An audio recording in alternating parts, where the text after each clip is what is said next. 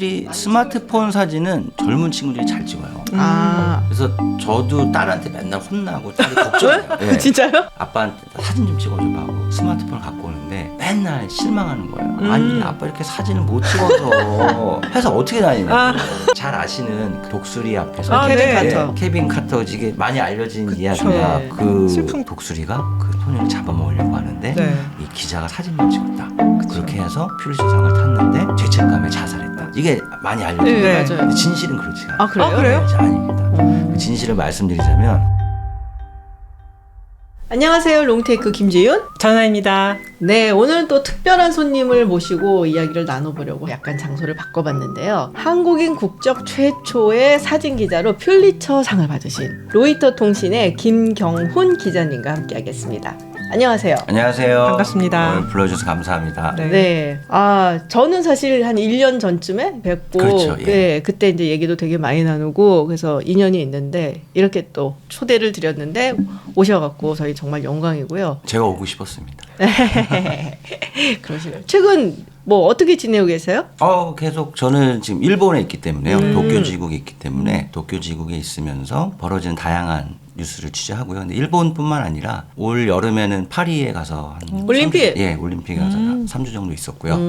그리고 올해 기억나는 거는 올 초에 일본에서 큰 지진이 아, 맞아요. 있었어요. 그렇죠. 맞아요. 1월 1일 날 그래서 네. 집에서 쉬고 있다가 갑자기 나가서 한 열흘 정도 차에서 먹고 자고 하면서 취재를 하다 돌아왔고요. 그리고 인도네시아 또 대선이 있어서 거기 다녀오고 예, 그리고 가장 최근에는 일본에서 새로 총리 선출 아, 그러네요. 맞아요. 선거. 그것 때문에 조금 바빴습니다. 아, 예. 역시 보도 사진을 또 찍으시니까 이런 굵직굵직한 사회적 이슈, 뭐 정치 이슈 있을 때 많이 바쁘게 돌아다니시는 것 같은데요. 신문사 기자 그러면 이제 사람들이 좀 익숙하게 생각하지만 이제 보통 독자 여러분들에게 통신사 기자라는 건 약간 생소한데 그렇죠. 통신사 기자는 일상이 어떨까요? 저는 통신에서도 또 네. 이제 외신에 있기 때문에 네. 저도 예전에 한국 신문사에 있어봤지만 한국 신문사 기자들이랑 조금 일이 다른 게 네. 저희들의 독자들은 전 세계에 있기 때문에 제가 있는 나라에서 벌어지는 일 중에 외국에서 관심이 가질 만한 뉴스만 취재를 합니다. 그래서 특히 사진 보도 같은 경우는 네. 사진으로서 중요한 것만 취재하기 때문에 뭐 어쩔 때는 일이 없을 때도 있고요. 그냥 취재할 일이 없을 네. 때도 있고 어쩔 때는 일이 정말 많을 때도 있고 그래서 일이라는 게 뭐 9 to 5로 있다기보다는 네. 갑자기 내 눈앞에 큰일이 벌어진다던가 아니면 갑자기 출장을 가서 폭발적으로 일을 하고 네. 돌아와서 좀 쉰다던가 그런 일상이 좀 많고요. 그리고 저희는 통신사기 때문에 저희가 물론 로이터 통신의 웹사이트에서 저희 뉴스 서비스를 하긴 하지만 원래 목적은 각 언론사에 저희가 뉴스를 서비스하는 거예요. 일종의 B2B네요. 그렇죠. 그렇다고 네. 볼 수 있죠. 근데 요새는 뭐 B2B와 B2C가 네. 결합된 형태여가지고 그래서 여러분들이 쉽게 생각하시면은 신문을 딱 펼쳤을 때 네. 외신 사진 나오고 그 밑에 바이라인 쪽에 카피라이트 로이터 통신 이렇게 나오면 이제 저희 회사에서 취재한 사진들이고요. AP 통신, AFP 네. 통신. 그래서 이런 3대 회사를 이제 3대 통신사라고 부르죠. 어. 예. 통신사라고 하면은 이게 핸드폰 통신사랑 오해하시는 분 많으세요. 그래서 예전에 한국에 있을 때도 그렇고 일본이랑 네. 제가 중국에 지금 10년 넘게 있는데 가끔 한국에 와서 무슨 기획 취재나 이런 걸 할 때 섭외를 하려고 네. 로이터 통신입니다 전화를 드리면 모르시는 분은 전화기 안 바꿉니다 하고 딱 그랬던 적이 진짜 있을 정도예요. 예. 그렇구나. 예. SKT가 아닌데. 아니 근데 이제 퓰리처상 얘기를 하면은 예. 많은 분들이 그건 아시거든요. 언론인으로서 받을 수 있는 최고의 영예로운 상. 예. 사실 퓰리처가 살아온 생을 바라보면은 네. 그렇게 영예로운 분은 아니었는데 마지막에 이제 개가천선해갖고. 그렇죠. 예. 네. 근데 이게 부문이 여러 개가 있단 말이에요. 그래서 그 부분을 설명을 해주시면 좋을 것 같아요. 뭐 기자로 글을 써갖고서 받는 예. 그런 부분도 있고, 예, 예. 우리 김경훈 기자님처럼 이제 예. 사진을 통해서 받는 부분도 있고요. 예. 지금 박사님 말씀해 주신 대로 이 퓰리처라는 사람이 원래 황색 언론의 창시자잖아요. 네. 그러니까 언론에 재미를 불어넣는데 그 정도가 너무 심해서 네.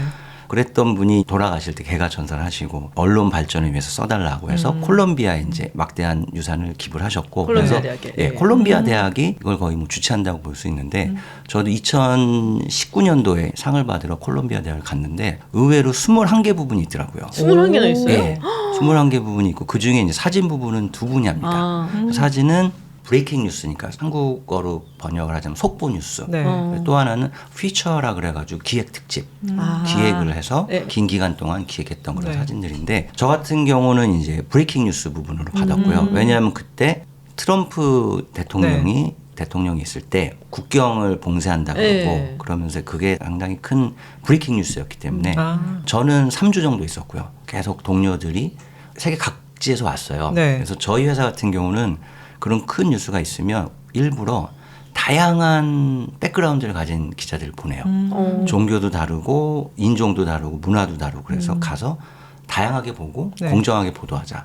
저는 아시아에서는 제가 갔었고 제가 갔을 때 뭐 중동에서 온 친구도 있었고 뭐 미국에서 온 친구, 중남미에서 온 친구 이렇게 해서 저희가 지속적으로 취재를 했고 20장의 사진을 저희 에디터가 골라서 그거를 제출해서 그 네. 사진으로 저와 동료들이 같이 상을 받게 된 겁니다. 아. 아. 예. 소위 그러니까 한국식으로 번역을 하면 특종 사진 부분이라고 그렇죠. 얘기를 특종 하더라고요. 사진이라고 네. 봐요. 긴급 뉴스 혹은 뭐 네. 특종 사진이라고 아. 봐야죠. 예. 그러니까 한국인 국적으로는 특종 사진 부문에서 최초로 퓰리처상을 받으신 거잖아요. 그렇죠. 네. 사진 분야는 저랑도 친한 분인데 네. 뉴욕타임즈 이장욱 선배라고 아. 뉴욕타임즈에 계시면서 아프가니스탄 침공이랑 네네. 9.11 때 뉴욕타임즈에서 두 개 부분 상을 받으셨고 예. 근데 최성훈 그건 이제 재미 한국인이시니까 그렇죠. 아. 재미 한국인이시고 예. 최상훈 기자님은 한국인이긴 한데 개인적으로 조금 뵌 적이 있거든요. 아, 예. 알고 있는데 저분이 뉴욕타임즈에 글을 쓴다고라는 생김새를 갖고 계셔.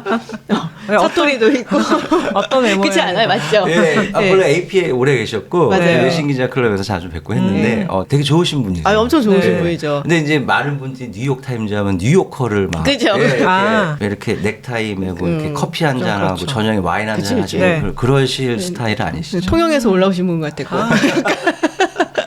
네, 근데 아마 제 기억에는 AP에 계실 때 예, 봤던 걸로 예. 기억을 아. 해요. 뉴욕 타임즈는 아니었고 예. 그 노글리 학살 사건 그걸로 그분 받았던 글을 되게 걸로. 좋아합니다. 예. 맞아요. 글이 진짜 호소력 있고. 예. 지금 뉴욕 타임즈에서도 계속 한국에 대한 취재들 네. 많이 하고 맞아요. 계시고요. 예. 그 상을 받으셨던 사진이 멕시코 국경에서 불법 이민을 시도하는 모녀의 사진이었죠. 네. 예, 맞습니다. 그런데 사진을 찍을 때 야 이건 뭐가 되겠다 이런 느낌이 오나요?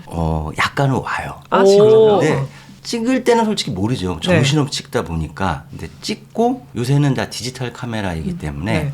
뒤에서 보거든요. 카메라 뒤에서. 그렇죠. 그래서 요새는 세상이 어떻게 바뀌었냐면 네. 제가 예전에 처음 사진 기자를 시작을 할 때는 카메라하고 필름을 가지고 가서 필름을 사진을 찍고 나서 마감 시간에 맞춰서 최대한 빨리 사무실에 돌아가야 돼요. 현상 인화를 해야 되니까.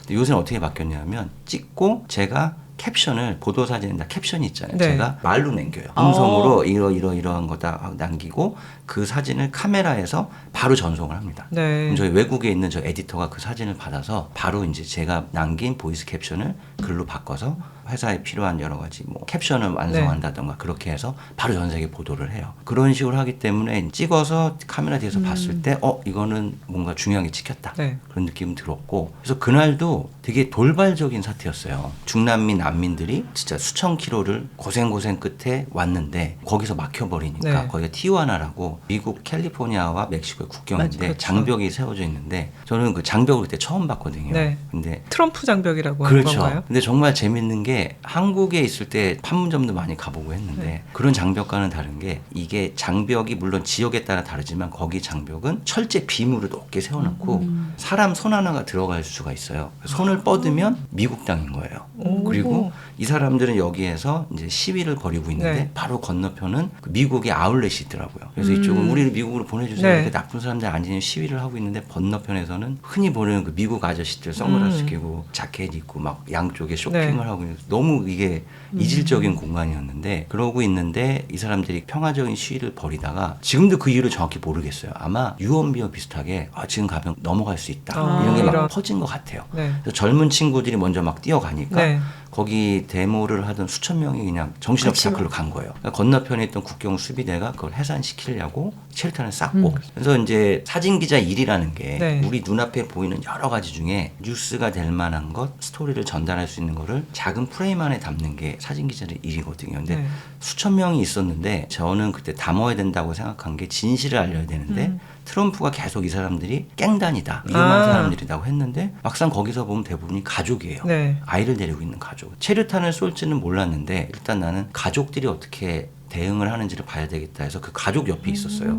언제나 카메라를 2대를 메고 있거든요. 한 대는 망원 렌즈가 달려있는 거, 한 대는 관광 렌즈라 해서 네. 가까운 곳에서 넓은 화각으로 찍는 거. 근데 무슨 상황이 벌어지면 관광 렌즈를 찍어야 되겠다고 그 카메라 손에 쥐고 있는데 갑자기 체류탄이 터지게 돼서 네. 제가 순간적으로 셔터를 쭈르륵 찍었죠. 그래서 그 가족이 이제 피해서 도망가는 전 과정을 찍은 다음에 가는 도중에서 이제 아이가 신발이 벗겨지는 네. 거예요. 그래서 아이는 울고 있고 그래서 연기가 없는 곳에 대피한 가족들까지 다 취재를 한 다음에 물어봤죠. 괜찮냐 그랬더니 이 사람은 영어를 못하고 네.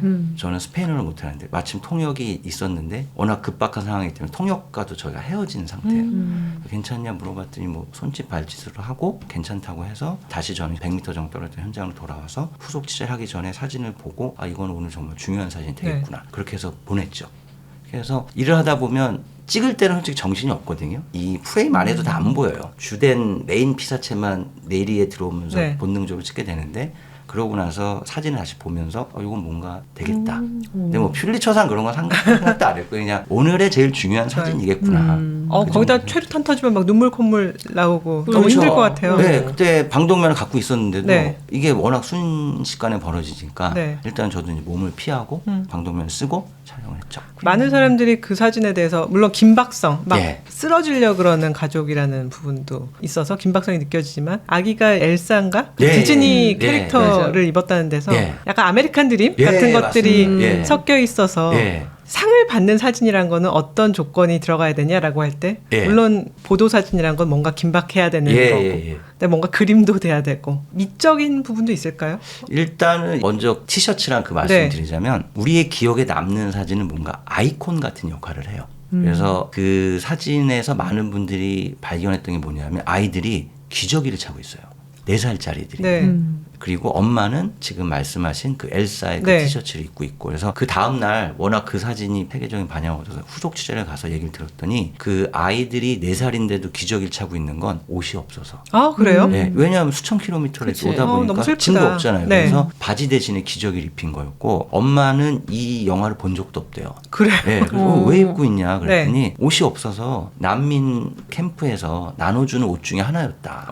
그래서 옷을 보면 꽉 터질 것 맞아요, 같아요. 맞아요. 그래서 네. 마리아 메자라는 분인데 당시 40세였는데 그분이 뭐 패션 감각 때문에 이렇게 쫄티처럼 그렇게 입은 게 아니라 옷이 그거밖에 없어서. 왠지 미국 땅 건너가면 디즈니랜드 한번 가보고 싶어 이런 그런 거 근데 아니었군요. 바로 그겁니다. 네. 보도 사진이라는 게 사진에 담겨 있는 이미지를 그게 하나의 아이콘이 돼서 네. 보는 분들이 이렇게 느끼는 게 결국 보도 사진의 힘이거든요. 저도 그걸 느꼈고 네. 왜냐하면 저희 딸이 겨울왕국을 되게 좋아해서 같이 몇 번을 봤는지 몰라요. 그렇기 때문에 저도 그걸 보는 순간 이 아이들이 느꼈던 꿈꿨던 아메리칸 드림이 네. 체류탄 연기를 맞고 쫓겨나가고 있는 것 같아요. 저도 그런 느낌을 받았고 많은 분들이 그런 느낌을 받았다고 하더라고요. 그래서 그런 이미지를 전달할 수 있었기 때문에 그 사진이 네. 많은 분들 뇌리에 남았을 것 같고 그리고 저희 보도 사진은 저는 항상 이렇게 생각해요. 이 저희 두 발을 두 개의 다른 영역에 딛고 있다고 생각하는 게 하나는 저희 저널리스트이기 때문에 진실을 전달하는 영역이 담고 있어야 되고요. 또 하나는 저희 사진이기 때문에 말씀해 주신 것처럼 얼마나 미적으로 네. 아름답고 때로는 강렬하고 때로는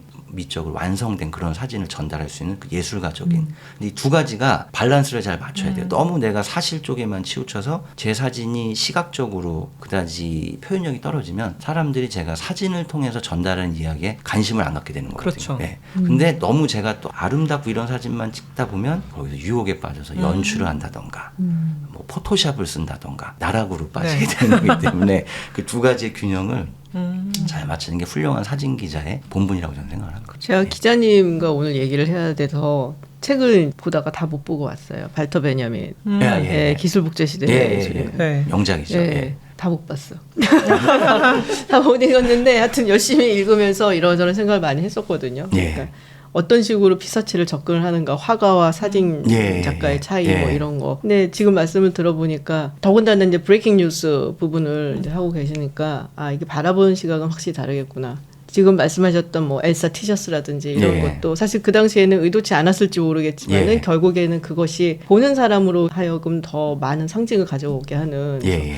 굉장히 흥미였어서 가서 오늘 마저 다 읽어야겠다 그 생각을 지금 하고 있는지 다 못 읽어갖고 아니 쉽지가 않아요 이게. 어려운 아유, 책이에요. 고전 중에 고전이죠. 예. 네, 너무 어려워갖고. 그래서 근데 어쨌든 지금 예술의 전당 한가람 디자인 미술관인가요? 예. 12월 중반부터 그렇더라고요. 예, 예. 퓰리처 예. 예, 수상작 사진전을 한다고. 그러면 우리 기자님 사진도 거기 올라가는 거예요? 예, 저번에 코로나 기간에 한번 네네. 동일한 전시가 열렸었는데 네. 그때도 제 사진이 게재됐었고 이번에도 주최하시는 분께서 연락이 왔는데 이번에 네. 제 사진이 오. 게재된다는데 갈 수 있을지는 모르겠습니다. 이게 한국 방문 일정을 아. 맞아야 되기 때문에 12월 중순부터 네. 예술의 전당 한가람 미술관. 디자인 아, 미술관에서 네. 하고 저는 아직 못 가봤지만 네네. 저의 사진을 비롯한 퓰리처 수상작이 네. 상당히 많은 수가 전시돼 있어서 이 보도 사진의 매력은 그런 것 같아요. 우리가 역사책에 있는 건 솔직히 약간 좀 지루할 때가 있잖아요. 그쵸. 근데 사진을 보면서 시대를 훑어본다는 재미와 그리고 거기서 느껴진 어떤 지식에 대한 만족도 그런 게 있기 때문에 즐겁게 즐거운 마음으로 하지만 물론 사진 중에 슬픈 사진도 많이 있을 겁니다. 네. 그래서 이걸 보시면서 어떤 식으로 현대사가 전개돼 왔는지를 네. 반세기 정도를 볼 수 있는 그런 사진전이 아닐까 되지 않을까 생각합니다. 근데 본인이 찍었지만 그래도 가장 가슴에 남는 사진이 있을 거 아니에요. 예. 퓰리처상을 받은 것 외에 예. 나는 이 사진은 정말 너무 아끼고 너무 나한테 인상적이었어. 뭐 이런 거 어떤 게 있으세요? 이런 질문을 되게 많이 받아요. 예, 그렇죠. 예. 예. 그리고 또 이상하게 한국은 3개만 골라주세요. 아. 막 인생 사진 3개만 아. 그런 얘기들도 많이 하세요. 근데 네. 박사님은 딱 하나를 네, 말씀하시네. 하나만. 근데 고르려고 했는데 못 골랐어요. 아. 그러니까 이게 10손가락 깨물어서 아프지 않은 자식 네. 없다고 하잖아요. 다른 분들이 보기에는 사진이지만 저한테는 그 사진 뒤에 비하인드 스토리들이 너무 많은 거예요. 그래서 못 고르고 또 하나는 아직까지도 완벽하게 제 마음에 드는 사진이 없어요. 그러니까 이게 보도 사진이라는 게 너무 완벽주의신데요. 아니, 그건 아니에요. 그건 아닌데 절대 연출을 하면 안 되고 있는 그대로 찍어야 되잖아요. 그러니까 화면에 취재를 하고 나서 나중에 보면 이 부분이 이랬으면 좋았을 텐데 저 부분이 저랬으면 좋았을 텐데 내가 왜 이렇게 찍었지? 이런 후회가 많이 들어요. 퓰리처 수상 사진도 지금도 다시 보면 뒤에 배경이 너무 지금 지저분한데 이런 생각이 듭니다. 그래서 아직까지 마음에 드는 사진이 한 장도 없고요. 그러니까 좋아하는 사진들은 네. 네네. 수백 장, 수천 장인데 가장 마음에 드는 사진 한 장은 없고 은퇴하기 전에 그런 사진 한번 찍으면 좋겠다는 그럼 제일 고생한 사진. 제일 고생한 사진이요? 네. 제일 겁먹었던 사진이 있어요. 겁먹었던 사진. 사진. 그 후쿠시마에서 네. 그 대지진이 있고 네네. 방사능 유출이 될 때 제가 제 동료 기자랑 같이 로이터 통신에서 최초로 방사능 오염 지역에 들어갔어요. 오. 그래서 지금은 방호복이 네. 그걸 코로나 때도 많이 보셔서 전혀 이상하지 않은데 그 당시에는 그걸 제가 처음 입어봤어요. 그걸 입고 방사능 측정기를 네. 들고 일본 정부의 허가를 받아서 거기가 문제가 있었던 후쿠시마 원전에서도 한 20km 정도 떨어진 곳인데도 방사능 수치가 되게 높았어요. 그래서 그거를 10분 간격으로 재가면서 네. 취재를 할 때 제일 무서운 게 눈에 보이는 공포는 무섭지가 않아요. 그렇죠. 왜냐하면 그렇죠. 피하면 되는 거예요. 네. 그런데 방사능이라는 거는 보이지를 않잖아요. 눈에 보이지 않는 공포를 취재할 때 제일 겁먹었었고 야. 대신에 이제 과학적으로 네. 들어가기 전에 저희가 무작정 들어가는 게 아니라 저희 회사 이제 안전을 책임지는 글로벌 매니저가 있어서 네. 그 사람이랑 시나리오를 이런 일이 생기면 이렇게 하고 방사능 랩이 이 정도까지는 들어가면 되고 그런 걸 다 이제 짰기 때문에 네. 들어갈 수 있는 거죠. 그래도 그 취재 지시 받을 때 마음이 무거울 것 같아요. 제가요? 왜요? 뭐 근데 그럴 수도 있겠는데 기자분들은 가야겠다라는 그런 게 있더라고. 나 같으면은 저걸 왜 가? 갔다 사표 낸다 막 지금 이러는데. 정확히 말씀하셨는데 네. 이런데 저런데 다니다 보면 사람들이 혹시 위험 수당 받냐고. 아. 저희 그런 게 없어요. 아, 그래요? 아, 진짜요? 그럼 전혀 없어요. 저희 군인이 아닌데요. 그래요? 제가 그냥 제가 있는 곳에 네. 있으면서 연예인 행사 취재를 하건 네. 뭐 그냥 악수하는 경제 회의를 취재를 하건 제가 그런 방사능 유출 지역을 가건 위험한 지역을 가건 제 월급의 변화도 없고요. 네. 예, 그런데 가는 이유는 그냥 그게 무슨 거창한 기자 정신은 아니고 네. 그냥 이 일을 하다 보면 제가 가서 제 눈으로 보고 기록을 해서 보여주고 싶은 내 마음의 생각이 들어요. 그리고 또 하나는 아드레날린 같은 네. 거 있잖아요. 그러니까. 네, 아드레날린 막 샘솟는 게 느껴져요. 그리고 위험한 지역에서 무사히 취재를 하고 돌아왔을 때 제가 취재했던 결과물을 보고 느끼는 만족감. 예전에 한번 어느 라디오에 정신과 의사분이랑 잠깐 이야기를 하는 코너가 있었는데 그 말씀을 드렸더니 그게 아드레날린이랑 네. 도파민이다. 근데 그게 일의 만족을 느끼는 사람들이 그런 네. 경우가 많다. 그래서 저뿐만 아니라 저희 회사에 보면 대부분 그런 친구들이 이런 일을 하고 있어요. 요즘 도파민 중독에 대해서 사람들이 말을 많이 하는데 적당한. 도파민이 많이 나오는 직장에 아니 근데 저는 되게 궁금했던 게 퓰리처 사진 부분 상들 이렇게 예. 쭉 보니까 제 느낌인지 모르겠는데 유난히 로이터 통신하고 AP 통신이 많더라고요. 예. 이유가 있는 거예요? 그 정확히 분석을 하셨는데요. 퓰리처상도 일의 때부터 지금까지 쭉 이걸 보시면 차이가 확연히 보이는 게 뭐냐면 초창기부터 90년대 초까지는 한 장의 사진이 상을 받았어요. 정말 네. 한 명의 사진 기자가 취재한 한 장의 강렬한 사진, 임팩트 있는 사진 상을 받았는데 90년대부터 이게 조금씩 네. 바뀌면서 저도 저희 동료들과 함께 받았고 그쵸. 요 근래는 대부분이 20장의 사진으로 네. 20장의 이유는 저희가 퓰리처상에 출품할 수 있는 그 맥시멈 사진 수가 20장이기 때문에 네. 20장의 사진으로 여러 명의 사진 기자가 팀으로 이 상을 수상하는 경우가 많은데 그 이유는 왜냐하면 사람들이 디지털 세상이 되고 인터넷 세상이 되면서 보고 싶은 사진에 대한 욕망이 바뀌었어요. 예전에는 신문에 실리는 네. 일면에 실리는 한 장의 사진을 보고 만족을 했는데 독자들이 네. 이제는 정말 심층 보도를 원하고요. 그러면서 또 그 사진을 빨리빨리 보기를 원해요. 네. 그러다 보니까 그런 일을 할 수 있는 게 많은 사진 기자들이 가서 그날 빠르게 전송을 해서 보도를 하고 그러면서 오랜 기간 동안 여러 리소스니까 결국 사진 기자와 비용을 투자해서 그런 일을 할 수 있는 게 저희 같은 국제통신사 혹은 뉴욕타임즈 정도 되는 그런 회사들이 그런 일을 할 수 있는 거예요. 그렇기 때문에 요 근래는 어떤 그런 미디어 환경의 변화로 네. 그런 그렇군요. 저희 로이터 통신이라든가 AP라든가 뉴욕타임즈에서 여러 장의 사진으로 장기간 취재를 한 여러 장의 사진, 여러 장의 사진 기자가 상을 타는 경우가 많이 늘어나고 있습니다. 예. 되게 신기하게 생각했어요. 안 그래도 지금 말씀하신 부분 듣기 전에 어떻게 팀으로 상을 받지? 왜냐하면 기사를 쓰는 거는 심층 취재를 할 때 예. 뭐 이 부분 저 부분 사람을 만나고 또 정리하고 이러는데 여러 명이 같이 협업을 하는 경우가 굉장히 많다고 생각했는데 예. 제가 사진 기자는 굉장히 개인적인 작업이라고 생각했거든요. 예. 어차피 카메라를 그렇죠, 붙잡고 있는 그렇죠. 예. 셔터를 누르는 사람 한 명인데 그렇죠, 예. 어떻게 여러 명한테 상을 주지? 그런데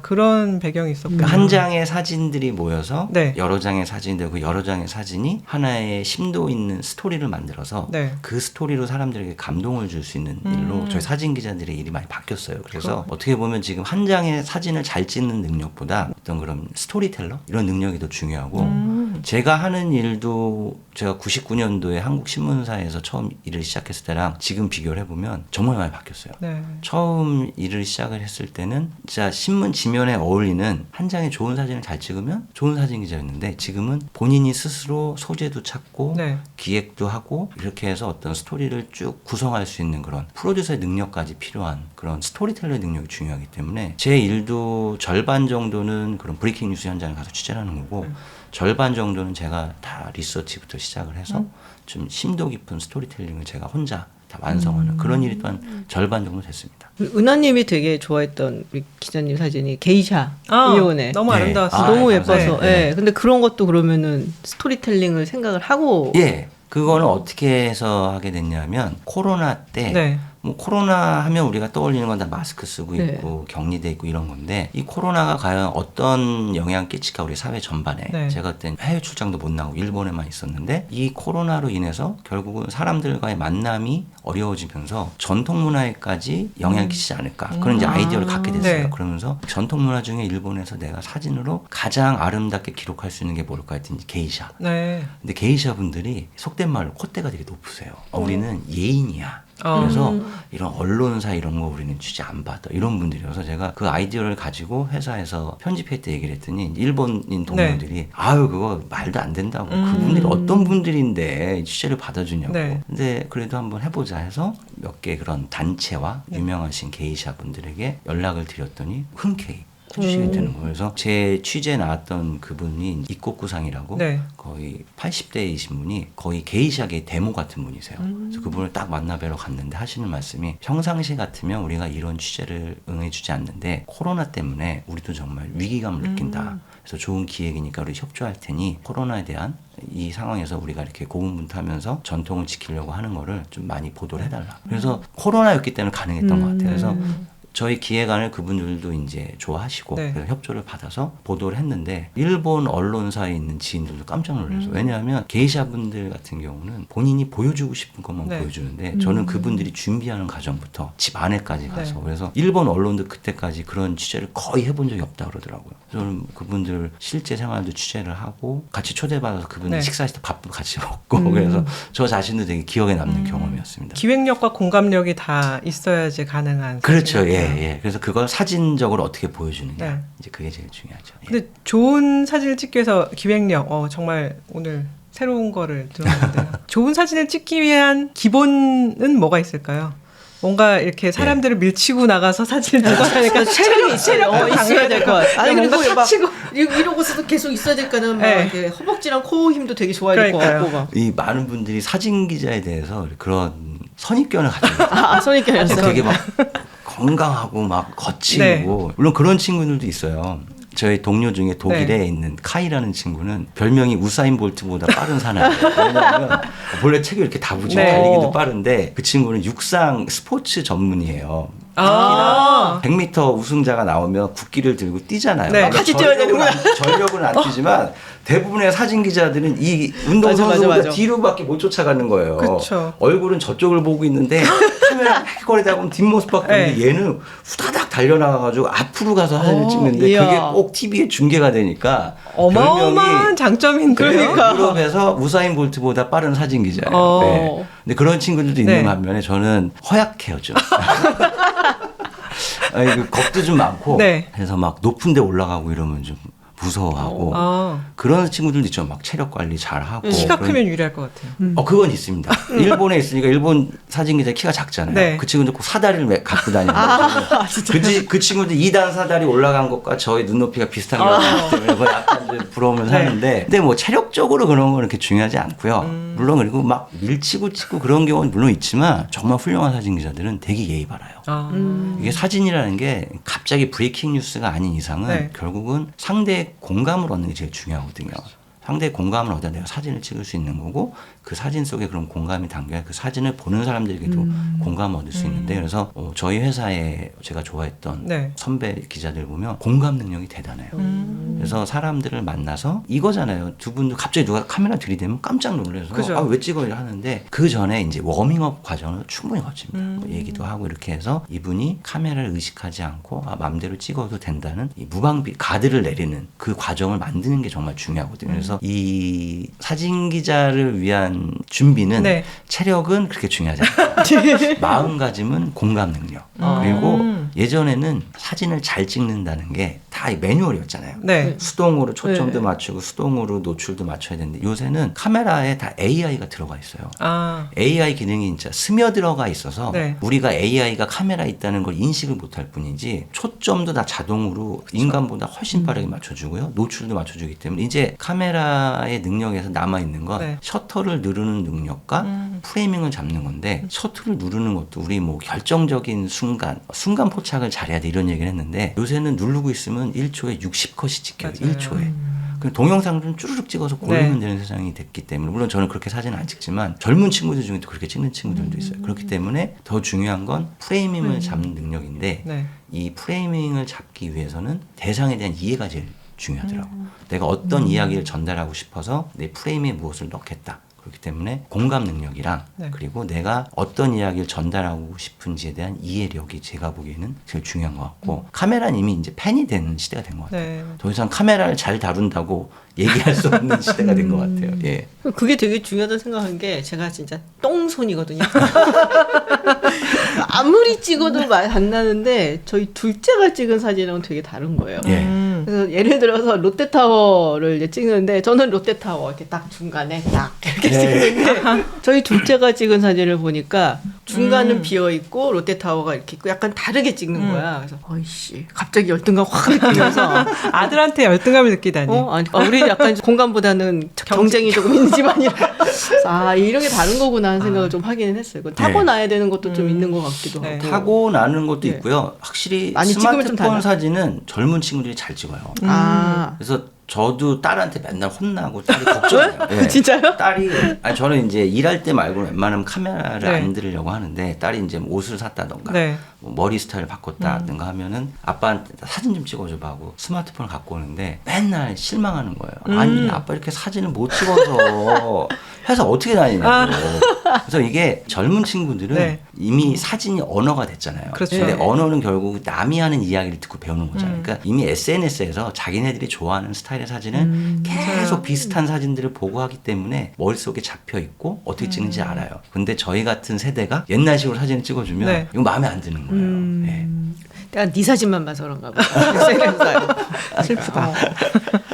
그러면 좋아하는 작가는 있으세요? 예전에 제가 기자님하고 얘기할 때 그 더글러스 덩컨 얘기를 했었거든요. 더글러스 덩컨 좋아하고 로버트 카파도 좋아하고 앙리카르티 브레슨 좋아하고. 근데 아마 이 정도는 아마 어느 사진 기자랑 네. 비슷한 얘기를 할 거고 그분들 말고 오늘 특별히 소개해드리고 싶은 분은 이제 구아바라 시세이라고 네. 일본 분이신데 50년 넘게 한국을 기록하신 분이세요. 그래서 60년대 초에 아직 한일 간의 수교가 이루어지지 않았을 때 오셔가지고 그 당시에 한국의 다양한 한일 반대 시위라든가 그리고 뭐 청계천의 당시의 모습, 판문점의 모습 이런 50년 동안 한국을 기록하신 분이 있고 그래서 저는 그분을 보고 존경을 하는 게 사진 기자 저렇게 끈기가 있어야 되는 거예요. 그렇죠. 한 가지 주제를 정말 깊이 있게 쭉 팔 수 있는 그런 묵직함이 저는 너무 존경스러워서 좋아하고요. 또 좋아하는 분은 윤민의 집이라는 사진주로 유명한 전문각 선생님. 이분은 프로는 아니셨는데 프로를 능가하는 아마추어셨어요. 그래서 한국 사진계에도 많은 영향을 끼치셨던 원래 직업은 이제 교수님이시고 토목공학 쪽으로. 그래서 이분이 그 당시에 60년대, 70년대 한국 사진계에 유명하신 분들과 가깝게 교류를 하시면서 한국의 사진 문화에도 많은 역할을 하셨는데 이분이 남기신 윤민의 집을 좋아하는 게 따님이 태어났을 때부터 결혼하는 순간까지 모든 순간을 쫙 기록을 하신 거예요. 물론 아드님도 두 분 계신데 그래서 이 가족을 통해서 기록이라는 게 이런 거구나. 그리고 사진이라는 게 이렇게 해서 기억이 담기고 사랑이 담기고 정말 우리 인간과 인간을 이어주는 역할을 해주는 거나 그래서 사진의 여러 가지 역할 중에 중요한 게 기록의 매체 그리고 기억을 대신해 주는 거라고 생각하는데 그러한 본질에 가장 충실한 사진을 하시지 않으셨나 그래서 그 두 분을 좋아하고 존경합니다. 근데 사진이라는 거 얘기할 때 특히 보도 사진 얘기할 때 전쟁 사진 얘기를 안 할 수가 없을 것 같아요. 많은 사람들의 기억 속에 있는 게 네이팜탄을 맞고 괴로워하는 그렇죠. 소녀 사진 그런 거 이제 볼 때마다 아니 지금 저거 찍고 있으면 어떻게 도와줘야지 뭐 이런 얘기도 하잖아요. 물론 그 순간에 그녀를 도와주기는 어려웠겠지만 그런 어떤 도덕적 가이드라인이 있을까요? 도덕적 가이드라인이 있죠. 제가 보도 사진을 배울 때도 들었던 이야기가 물에 빠진 사람인데 그 사람을 도와줄 것인가 사진을 찍을 것인가 이거에 대해서 막 저희 토론도 했었고 지금도 학생들이 그런 토론을 한다고 하더라고요. 그런데 이 사진이라는 게 자꾸 한 장의 사진으로만 우리는 그 현실을 판단을 하잖아요. 그쵸. 사진 전후의 과정이 남아있는데 그래서 지금 말씀하신 네이팜탄 사진 같은 경우도 그 사진을 보면 사진과 되게 비정한 사람이네. 그리고 사진만 찍었는데 그 후를 보면 이 아이가 그렇게 울면서 달려오고 기자들이 달려가서 몸에 물을 뿌려줍니다. 그래서 열을 식혀준 다음에 기자들이 아이를 병원으로 데려가요. 그래서 그 사진을 찍은 닉은 그 아이를 계속 돌봐줘요. 병원에도 찾아가고. 닉 우트 기자죠? 닉 우트 기자가. 그리고 그 아이가 태어난 다음에도 찾아가고 다 기록과 사진이 남아있어요.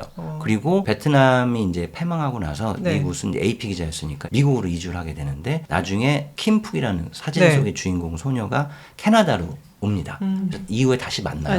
지금 다시 만나고 있고 그래서 어떤 사진 뒤에 보이는 건 사진만 보면 이 비정한 사람들 하는데 사진 기자들도 인간이기 때문에 그런 광경을 무조건 도와주려고 하죠. 그리고 저도 취재를 하다 보면 제 사진 속에는 그런 불행하게 처해 계신 분들 저 사진을 남기지만 저의 옆에는 이미 전문가분인 뭐 소방관이나 경찰이나 이런 분이 다 계신 상황이에요. 그분이 돌아가실 것 같은데 저 혼자 사진을 찍는 그런 건 한 번도 없고요. 대신 정말 그런 경우라면 당연히 카메라를 내려놓고 그분을 구해야 되겠죠. 그렇기 때문에 저뿐만 아니라 많은 사진 기자들이 당연히 사람의 목숨도 중요하고 그리고 인간의 어떤 그런 존중 이게 더 중요하다고 생각을 하고 있고 당연히 그런 도덕적인 룰은 따르고 있고요. 아마 자꾸 그런 이야기가 만들어지는 건 사진 한 장으로만 판단하기 때문이고 잘 아시는 그 독수리 앞에서 케빈 카터 이게 많이 알려진 이야기가 그 수단에서 흑인 소녀가 기근에 시달려서 죽을 것 같아서 굶주림에 누워 있는데 독수리가 그 소녀를 잡아먹으려고 하는데 이 기자가 사진만 찍었다. 그렇게 해서 퓰리처상을 탔는데 죄책감에 자살했다. 이게 많이 알려져요. 진실은 그렇지가 않아요. 그래요? 아닙니다. 그 진실을 말씀드리자면 그 상황은 맞아요. 이 케빈 카터라는 사람이 원래 남아프리카 출신인데 수단에 그때 기근이 심해가지고 그걸 취재를 하러 간 겁니다. 근데 거기가 반군이 통제하는 구역이었어요. 그래서 반군들이 1시간 반 정도만 기자들의 사진을 찍게 하는데 전염병 위험이 있으니까 절대 접촉을 하지 말아라. 가까이 가면 안 된다. 그래서 이 사람이 가까이 갈 수가 없었고요.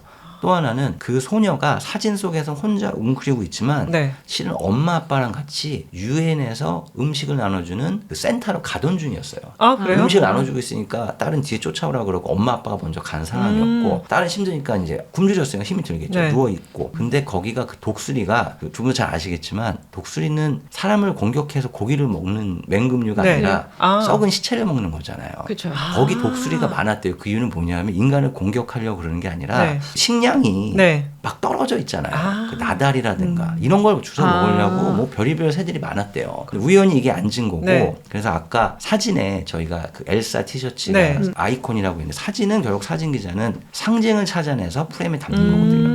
그래서 저도 아마 거기 갔었으면 그 사진을 찍었을 것 같아요. 네. 그런 프레임에. 왜냐하면 독수리는 우리가 알고 있는 상징은 죽음이에요. 피부색이 까만 이 소녀는 아프리카 대륙을 상징하는 거고 기근으로 죽어가는 아프리카 대륙에 죽음이 기다리고 있다라는 상징을 그 네. 케빈 카터는 사진에 담았는데 그 전후 사정을 모르시는 분들은 이거 죽는 거 기다리고 있는 거 찍었다. 그리고 케빈 카터는 그 사진을 찍고 발을 팍 해가지고 새를 쫓아냈어요. 그리고 그 아이는 엄마 아빠에게 달려갔다고 합니다. 이렇게 해서 제가 보기에는 그 사진은 도덕적으로 문제가 없어요. 근데 그 사진이 뉴욕타임즈에 보도되고 나니까 지금 말씀하신 것처럼 그런 항의가 엄청나게 많이 온 거예요. 그래서 이제 그런 이야기가 좀 과장이 됐고 네. 또 하나는 죄책감 때문에 자살을 한 게 아니라 네. 자살한 건 맞는데 이 사람이 남아프리카 공화국에 살면서 그 당시에 남아프리카 공화국이 아파르테이트를 네. 해가지고 우리가 흑백 갈등만 알고 있는데 흑 갈등도 되게 심했다 그래요.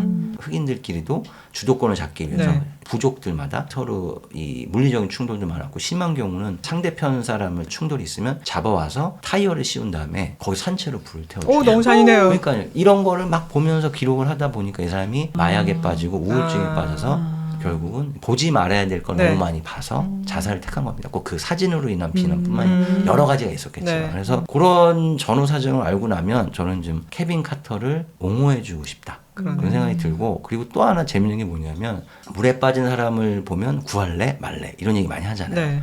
근데 그런 이야기를 정말 신기한 게 저희 회사 이제 동료들이 각국 다양한 친구들이 있는데 일본에 있는 친구들도 그런 이야기를 들어봤대요. 중국에 있는 친구들도 보도 사진을 공부하고 그런 이야기를 들어봤다는데 미국이나 유럽에 있는 친구들 물어보면 그런 얘기 처음 들어본다. 아, 정말요? 네. 근데 또 이런. 하나는 그런 얘기를 하면 한중일은 대부분이 답을 두 개 중에 하나를 선택을 하는 네. 거거든요. 1번이냐 2번이냐. 왜냐하면 이제 저희는 객관식으로 주입시켜요. 네. 그렇죠, 그렇죠. 근데 미국이나 유럽 친구들이 얘기를 하면 하는 얘기가 되게 인상적인 얘기가 네. 그리스에 있는 친구였는데 킴 그거는 문제가 틀렸다. 어떤 상황이냐 주변에 나라와 그 사람 둘만 있는 거냐 그리고 혹시 구조대는 없으며 그리고 요새는 카메라가 좋아서 고프로 같은 걸 여기 달아놓고 들어가면 그거를 할 수도 다 할 수도 있고 더 가까이 찍어. 네, 그러니까 문제의 전제가 오, 잘못됐는데 1번, 2번 중에 고르라는 게 말이 되느냐. 그렇죠. 저는 그 이야기 듣고 진짜 네. 머리를 땡 맞는 것 같은 그 이야기처럼 상황이 워낙 네. 변화무쌍하기 때문에 우리가 이게 옳다 그르다는 하기 힘들고 하지만 저뿐만 아니라 거의 100% 가까운 사진기자들이 네. 언제나 인간적인 양심에 따라서 행동하려고 저는 생각을 합니다. 예. 정말 대단한 뒷이야기였네요. 너무 그러니까. 프레임에 씌워진 얘기만 들어있어서 이때까지 독수리가 먹으려고 그랬다. 그러니까 아니, 근데 죄책감에 되게 자살했다. 이거 온정적이었어. 이해가 나는 케빈 카터에 대해 되게 온정적인 생각을 어. 갖고 있었어. 그래서 괴로웠을 것 같다. 막 전 세계에서 그렇게 비난을 하면 근데 그 생각은 하고 있었는데 그보다 훨씬 더 깊은 다른 얘기가 네. 있었구나. 이제 오늘 알게 된 거죠. 근데 올해의 사진 하면은 많은 분들이 그 사진을 떠올리실 거예요. 이거 트럼프 대통령 그 트럼프를 피격당했을 때. 대통령으로 만든 사진이야? 나는 그렇게 생각 안 해. 그거 없었어도 됐을 것 같아. 그렇지만 어쨌든 굉장히 강렬한 인상을 네. 남긴 사진이었거든요. 필리처상 받을까요? 저는 받을 자격은 충분하다고 보는데 네. 꼭 언제나 아카데미상 시상식도 예상이 벗어나. 그렇지. 꼭 이거 줄 것 같아, 받을 네. 것 같아 그러면은 심사위원들이 안 주려고 그러더라고. 그렇죠. 대통령 당선돼서 약간 기분 나빴어. 그러니까 이것까지 막 이런 그렇죠. 거지. 전문가들은 우리는 언제나 대중과는 다른 식견을 가지고 있다는 걸 가끔 보여주시는 네. 경우가 있기 때문에 그래서 정말 모르는 일인데 정말 저는 그 사진이 좋은 사진이라고 생각을 네. 해요. 왜냐 아까 말씀대로 상징이 일단 성조기가 보이고 맞아요. 그리고 트럼프 대통령이 피가 흘리고 있는데 네. 주먹을 쥐고 근데 맞아요. 사진은 정말 통제가 안 되는 게 사진이에요. 사진 기자는 진짜 어떤 의도 없이 사진 찍는 경우가 많이 있거든요. 특히나 언론사에 있는 사진 기자들은 중립적으로 사진을 찍는데 그 사진을 어떻게 해석하느냐에 따라서 세상이 받아들이는 게 다른 것 같아요. 근데 솔직히 그 사진은 강력한 지도자로서의 트럼프의 모습이 아니라 네. TV에서 많이 훈련된 유명인으로서의 트럼프의 모습을 보여주는 사진이라고 생각을 하거든요. 그 사진 보여주고 있는. 네. 그런데 많은 분들이 이거야. 미국 다시 위대하게 그리하게 만든 위대한 지도자의 그렇죠, 모습이 그렇죠. 이거야. 이런 생각을 하고 그리고 그 사진을 취재한 사진 기자에게 트럼프는 정말 감사해야 돼요. 왜냐하면 제가 많은 분들이 그 사진이 워낙 강렬하니까 네. 그 현장에서 그 사진만 생각을 하고 있는데 CNN에서 네. 그 사진들을 정리를 그 현장에 있던 사진들을 정리를 한 게 있어요. 이런 사진 찍혔다.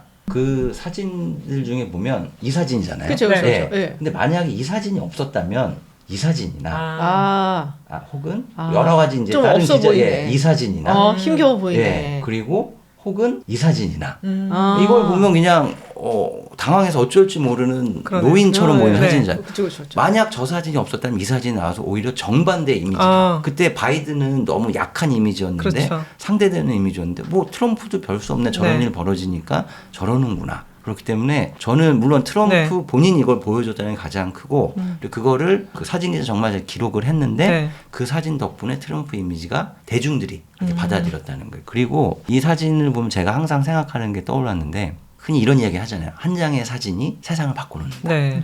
근데 저도 그런 줄 알고 학교 다닐 때 나 내 사진도 세상을 바꿨으면 좋겠다. 그런데 일을 하다 보니까 한 장의 사진은 세상을 못 바꾸더라고요. 그럼 뭐가 바꾸죠? 한 장의 사진이 세상을 바꾸는 게 아니라 세상이 그 사진이 세상을 바꿨다고 믿는 거예요. 저는 이런 얘기를 해요. 어느 교수님이 들으시더니 단어가 좀 별로라 그러시는데 사진은 부글부글 끓고 있는 사회의 병닭의 역할을 한다. 그러니까 이게 막 사회가 부글부글 끓고 있는데 사진 한 장이 네. 이 병따기를 빵 따주는 역할을 하는 거거든요. 예를 들어서 이한열의 네. 그 사진 우리가 다 알잖아요. 네, 그쵸. 그 정태현 선생님이라고 네. 저희 로이터의 선배 기자분께서 촬영하신 사진인데 그 사진도 그 전후에 우리나라의 데모 현장에 그런 좋은 사진들이 많이 있어요.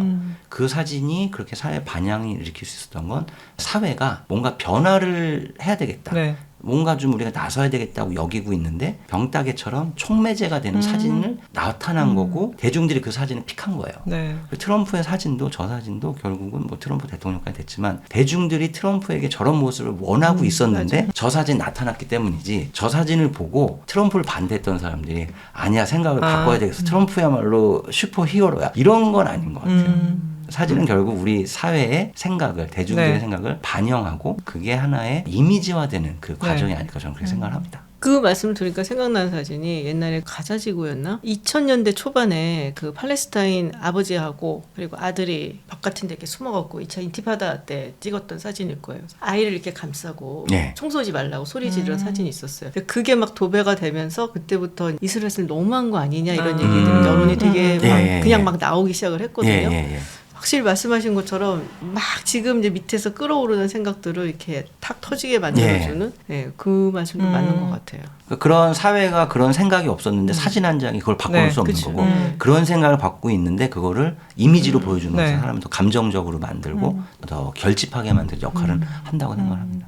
얼마 전에 쓰신 책 이야기를 예. 한번 듣고 싶은데 로버트 카파에 예. 대해서 쓰셨잖아요. 로버트 카파 그러면 스페인 내전부터 인도차이나 전쟁까지 취재를 하고 거기서 이제 비극적 최후를 맞는데 아까 후쿠시마에 예. 이제 가신 얘기도 했는데 그 막 위험한 현장 특히 전쟁 이런 데 가면 약간 염세적이 될 것도 같아요. 아니 로버트 카파도 보면은 도박에다가 여성 편력에다가 원래 그런 사람일 수도 있지만 결국 전쟁을 너무 많이 본 것이 참상을 너무 많이 본 것이 사람을 저렇게 바꿔놨을까? 그런 궁금증이 들었어요.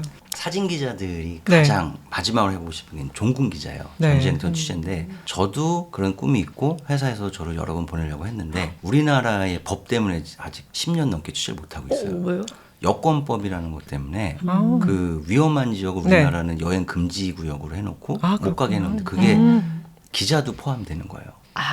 그래서 아프가니스탄 때도 제가 그때 종군 밑에 갈 계획이었는데 그것 때문에 못 갔고 요 근래에도 아프가니스탄, 우크라이나 이번에도 저기 이스라엘도 제가 가려고 대기하고 있었는데 결국은 그것 때문에 여행 금지 구역이 너무 많아지니까 회사 입장에서는 가면 자유롭게 취재를 해야 되는데 얘는 여기는 못 가고 저기는 못 가고 하니까 회사에서 네가 한국 국적인 이상은 법이 바뀌기 전에는 그쪽을 못 보낼 것 같다. 그래서 아쉬운데 근데 꼭 전쟁이 아니어도 이제 위험한 지역 취재는 많이 해봤죠. 뭐 태국에서 계엄령 때 취재를 하다가 저랑 저희 친한 동료 TV 카메라맨 일본인 기자 같이 취재를 하다가 밤에 저희들 앞에 수류탄이 터지면서 총격전이 벌어지고 그래서 저는 무사히 빠져나왔는데 일본인 기자는 저랑 되게 친해서 제가 형이라고 불렀던 사람인데 네. 일본 사람인데 그 자리에서 총에 맞고 돌아가셨던 적도 있고 정말요? 그래서 제 동료들 중에도 가끔씩 그런 네. 데서 그 일을 당해서 비보를 접하는 경우도 있는데 근데 이게 아까 말씀드린 그 어떻게 보면 아드레날린 네.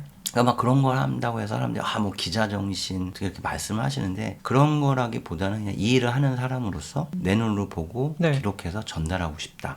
이런 느낌 때문에 가는 거고 대신에 이제 저희는 회사에서 네. 3년에 한 번씩 생존 훈련이라는 걸 받아요. 위험한 지역에서 어떻게 취재를 하느냐에 대한 걸 가르쳐 주는데 가면 교관들이 이제 영국이나 호주의 이제 특수부대 출신 이런 분들이 만든 그런 회사가 있어요. 네. 그래서 그런 기자들은 교육도 해주고 그런 위험한 지역에서 이제 보디가드 역할도 해주는 그런 에이전시들이 있는데 그쪽에서 훈련을 받으면 가르쳐주는 내용이 뭐냐면 예를 들어서 내가 있는 곳에서 갑자기 뭐 화재가 발생했다, 총격전이 벌어졌다 그러면 그걸 어떻게 취재하느냐가 아니라 먼저 갖고 있는 카메라 같은 기자들 다 버려라, 무사히 빠져나와라. 네, 그러니까 무슨 같은 비쌀 텐데. 사진인데. 아니 그러니까 회사에서 생각하는 건 네. 많은 분들이 기자를 목숨을 걸고 취재 이건 아니에요. 그렇군요. 위험을 목숨이 회피하고 중요하죠. 자기 목숨보다 제일 중요한 건 네, 없으니까 그렇죠. 회사에서도 그런 걸 바라지 않으니까 위험을 모든 걸 회피한 상태에서 취재를 하고 보도를 하는 게 중요한 거지 네. 우린 군인이 아니거든요. 그리고 그런 게 더 중요하기 때문에 그래서 일단 그런 위험한 취재를 갈 때는 그런 훈련 내용을 좀 많이 상기를 하고 회사랑 이제 언제나 얘기를 합니다. 네. 이런 시나리오에서는 여기까지. 그리고 혼자 가는 경우보다 언제나 동료들과 함께 가는 경우가 있기 때문에 많기 때문에 대부분이 동료와 함께 가기 때문에요. 네. 그래서 위험하기 때문에 약간 두려운 반. 네. 왜냐하면 무엇이 내 눈앞에서 벌어질지 모르니까 또 반은 막 몸 안에서 솟구치는 이 아드레날린 이 두 가지를 조절하면서 그래서 저는 우영우라는 드라마를 네. 보진 않았는데 네. 저희 아이들이 좋아해서 볼 때 잠깐 지나가서 봤더니 거기서 어떤 에피소드인지 모르겠는데 막 흥분하는 후배 변호사한테 네. 고참 변호사가 워워 진정시 저희들끼리 그런 걸 해요 진짜. 야 우리 지금 너무 좀 올라가는 것 같은데 야 잠깐 좀 네. 진정하고 생각해 보자. 우리가 이걸 취재하는 게 맞을까? 이런 얘기할 때도 있고 그래서 서로 팀을 짜서 하면 서로에 대한 신뢰가 있기 때문에 그리고 다 경험이 있는 친구들이기 때문에 그런 걸 통해서 좀 위험에 대한 그런 거는 좀 많이 감소를 하고 취재를 가는 편입니다. 예. 그러면은 모든 이제 사진 기자들의 꿈이 종군 기자라고 하시면은 가장 베테랑들이 가겠네요. 가장 베테랑이라기보다는 회사에서 경험이 없는 친구는 안 보내죠. 네. 해봤던 친구들을 네. 보내고 이 친구를 믿을 만한 친구 이런 친구들을 보내는 거죠. 예. 그렇구나. 그게 왜 꿈이지? 위험 회피적인 인간으로서 약간 이해가 안 극한의 가는데. 상황에서 드라마가 많이 나오잖아요. 그렇죠. 뭐 그렇긴 하죠. 예, 그 로버트 카파도 전쟁을 계속 갖고 2차 세계대전이 끝나고 자기 명함에다가 네. 실업자가 된 전쟁 사진가라고 맞아요. 장난으로 명함을 만들어. 나 더 이상 전쟁 취재 안 할 거야. 그런데 결국 그리고 또 가갖고 전쟁 또 가요. 그러고서 거기서 이게 죽죠. 결국은 자기 몸 안에서 나오는 이 네. 아드레날린 때문에 가야 할 것 같고 그리고 로버트 카파 정도 되면 전쟁터를 떠나서 살 수 없는 걸로 개조가 돼서 이제 저 정도 되면 네. 매일 술로 시작을 하고 네. 저녁이 되면 포커를 이렇게 사는 게 전쟁터에서는 너무너무 낭만적인 기자의 네. 모습인데 평범한 생활로 돌아오는 순간 자기는 알코올 중독자의 도박꾼이 되는 거예요. 그러면 결국 내가 편한 곳은 전쟁터니까 그걸로 갈 수밖에 없지 않았나. 그래서 전쟁이 저런 인간상을 만들지 않았나 그런 생각이 듭니다. 그러니까 잉그리트 버그만이랑 결혼하고 이제 해피엔딩으로 끝나면 책이 안 나오는 그렇죠, 거죠. 그렇죠. 그치, 그치. 예, 장수하셨으면 이제 그치. 애 5 두고 뭐 이렇게 예. 행복하게 더글라스 잘 덩컨은 살았으니까. 장수했던 걸로 기억하는데. 더글라스 덩컨은 장수했죠. 네. 예, 예. 그래도 더글라스 덩컨은 그러니까는 로버트 카파만큼 안 유명한 게. 예. 그러네요. 예, 예. 나만 좋아하는구나. 예. 근데 로버트 카파가 좋은 사진을 찍기 위해서는 한 발짝 더 피사체에 다가가야 한다 이렇게 얘기를 했는데 예. 이제 아까 AI 얘기도 하셨지만 요즘은 전쟁도 드론으로 하는 시대잖아요. 사실 전쟁에 대한 취재도 드론이 이제 찍어서 그렇죠. 이게 예. 셔터를 누르는 대신에 스마트폰을 그치. 클릭하면 되는데 이제 향후에 보도 사진이라는 건 어떻게 변화해 갈까요? 아까 말씀드린 대로 결국은 스토리텔링이 더 중요해질 것 같아요. 그래서 이게 이 종군 취재를 한다고 해도 네. 저는 이렇게 꼭 전방에 가서 막 총격전을 벌이고 그런 거는 별로 관심이 없고요. 네. 그리고 그런 사진이 보시면은 기자들이 이제 그런 사진은 거의 취재를 안 해요. 일단 접근 자체도 힘들고 위험하기도 한데다가 기자들이 전달하고 싶은 건 전쟁으로 인해서 고통을 겪고 있는 사람들의 모습이거든요.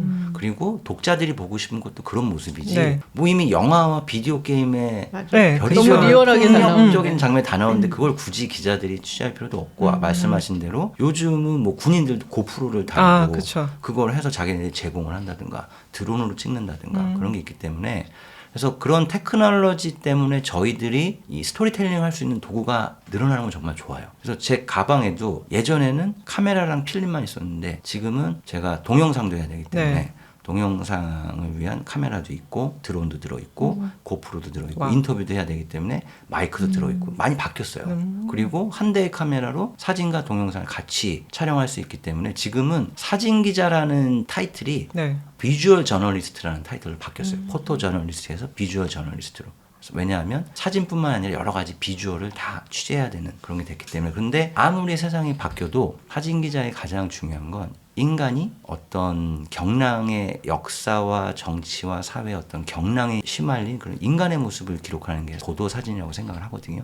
그렇기 때문에 절대 없어지지 않을 직업인 것 같고요. AI가 절대 대체할 수 없는 직업인 것 같아요. 왜냐하면 AI는 가상을 만들어내는 거잖아요. 그쵸. 그런데 우리가 그 사진 한 장으로 인해서 사회가 영향을 받고 그 사진 한 장으로 인해서 신금을 울리게 되고 그런 사진은 그 안에 담겨 있는 게 진실이고 인간이 인간의 눈으로 채집한 이야기 때문이거든요. 근데 AI가 만드는 순간 그건 거짓이기 때문에 아무도 거기서는 감동을 받을 수 없고 그래서 이 사진 전문가들이랑도 얘기를 해보면 가장 AI가 들어오기 힘든 분야 어떤 거의 불가능한 분야가 다큐멘터리 분야, 포토저널리즘. 왜냐하면 AI가 들어와서 뭔가 조작을 하는 순간 네. 그 사진은 가치를 잃어버리는 거기 때문에 그래서 그런 생각이 듭니다. 예. 그 영화는 가능한데 다큐멘터리라든지 이런 거는 예. 이제 불가능하다라는 말씀이시고 생각해보니까 그런 것 같아요. 처음에 이제 그림으로 시작을 했었는데 이제 사진이라는 기술이 들어오면서 그런 얘기를 하잖아요. 그러니까 관조적인 입장에서 외과 의사처럼 이렇게 팍 파고 들어가서 그 피사체를 연구하는 쪽으로 이제 사진이 발전을 했는데 이제는 그걸 또 넘어서서 스토리텔링, 그러니까 사람에 대한 이야기를 전달하는 이제 그런 분야로 넘어왔다라고 이제 네. 말씀을 하시는 것 같아요. 근데 이제 마지막으로 저희가 스마트폰으로 사진 잘 찍는 거 여쭤보려고 했는데 따님이 이렇게 못 찍는다고 구박을 하신다고 여쭤봐야 되나? 네. 아, 그래도 팁은 압니다. 어떤 실천은 못하지만 네. 한 가지 팁을 드리자면 네. 서서 눈높이로 찍지 마세요. 에? 서서 눈높이로 내가 찍는 사진이 지루하고 재미없는 이유는 그냥 눈높이로 찍기 때문에 그런 거예요. 각도만 바꿔봐도 네. 얼마든지 다른 사진이 나옵니다. 그래서 사진은 스마트폰이야말로 네. 전문가분한테 들으니까 우리가 실생활에서 쓰는 가전제품 중에 전자제품 중에 가장 AI가 많이 들어있는 게 스마트폰의 카메라래요. 그쵸. 그래서 이제는 솔직히 스마트폰이 저희는 셔터 한 번은 누르는 거지만 자기가 알아서 수십 장의 사진을 찍어서 그거를 맞아요. 조합을 해서 제일 예쁜 사진을 만들어주는 게 네. 스마트폰이에요. 그렇기 때문에 초점 노출은 걱정하실 필요가 없는데 하지만 아직도 프레임을 잡는 건 사람이거든요. 그렇기 때문에 딱 두 가지만 생각을 해보세요. 각도를 바꿔보면 어떨까 하고 내가 집어넣고 싶은 이야기만 집어넣는 거예요. 그래서 만약에 이렇게 두 분이 네. 같이 계신 광경을 그냥 아무 생각 없이 찍으면 되게 넓은 화면으로 해서 쓸데없는 게 많이 들어갑니다. 네. 근데 전달하고 싶은 건 두 분이 같이 계신 거잖아요. 그럼 두 분만 프레임을 짧게 잘라서 넣으면 이야기가 훨씬 간결해지거든요. 그래서 그거를 각도를 바꿔보시면서 이 프레임 안에 네. 어떤 이야기를 넣고 싶나만 생각하시면 사진이 훨씬 좋아지십니다. 당장 실천해 보겠습니다. 네. 당장 실천해도 내가 똥손에서 벗어날 것 같지는 않지만 그래도 한번 눈높이를 찍지 말란 말씀이에요. 쪼그려서. 네, 앉아도 보시고 이렇게 들고 찍어 보시고 아니 최소한 이렇게만 찍으셔도 많이 달라집니다. 음식 사진도 이렇게 찍지 마시고 네. 이렇게 찍어 보시고 이렇게 찍어 보시고 필름값 드는 거 아니잖아요. 아, 그쵸. 그 또 하나는 많이 찍어라. 많이 찍어요. 다양하게. 아. 젊은 애들 사진이 좋은 게 수십 장 찍어요. 네. 이렇게 찍고 이렇게 찍고 이렇게 찍고 그 중에 제일 좋은 사진을 고르는 건데 아. 저희 세대만 해도 옛날 필름 한장 그치, 그치. 아까워서 맞아, 맞아, 찍던 맞아. 이거여서 한 장 찍고 마니까 네. 마음에 네. 드는 사진이 많이 안 나오는 아. 거예요. 예. 그렇군요. 네. 오늘 너무 실천을 재밌는 한번 해봐야겠네. 네. 꿀팁을 많이 들었습니다. 아, 감사합니다. 오늘 진짜 오랜 시간 동안 네. 네, 시간 가는 줄 모르고 이야기를 들어봤습니다. 저희가 이제 네. 마칠 시간이 돼서 와주셔서 감사하다는 말씀과 함께 한 번 더 홍보를 해드리자. 퓰리처 수상 사진전을 예술의 전당 한강 디자인 미술관에서 12월 21일로 제가 기억을 하는데 그때쯤부터 이제 하고 우리 김경훈 기자님의 사진 그 유명한 퓰리처 수상작 사진도 전시가 될 예정이니까요. 가서 찾아보겠습니다. 네, 저희도 찾아보고 관심 있으신 분들은 한번 찾아보시고요. 또 재밌어요. 로버트 네. 카파. 뭐 이 사진은 뭐 많은 분들이 다 아실 네. 거라고 생각해요. 워낙에 유명한 사진이니까 카파에 대한 이야기 궁금하신 분들은 우리 기자님께서 쓰신 이 로버트 카파 지금 한번 찾아서 읽어보시는 것도 좋을 것 같습니다. 네. 이렇게 긴 시간 네. 내주셔서 감사합니다. 아우, 너무 감사합니다. 네. 너무 즐거웠고요. 또 한번 뵐 수 있는 기회가 예, 또 불러주십시오. 네. 예, 고맙습니다. 고맙습니다. 감사합니다. 네.